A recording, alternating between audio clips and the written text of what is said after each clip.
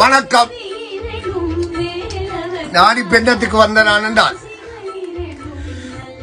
இப்ப எனக்கு ஒரு என்ன சொல்ல வரேன் என்றால், அதாவது தமிழீழ விடுதலை புலிகளின் நீதிபதி வேண்டா பிரபாகரன், அதாவது வேண்டா பிரபாகரன் என்றது வேலுப்பிள்ளை பிரபாகரன், அதாவது வேலுப்பிள்ளை பிரபாகரன் அல்ல வேண்டா பிரபாகரன் நீதிபதி, தமிழீழ விடுதலை புலிகளின் நீதிபதி. அதாவது எப்படி வருதுன்னு கேட்டா உங்களுக்கு விளங்கப்படுத்துறேன்.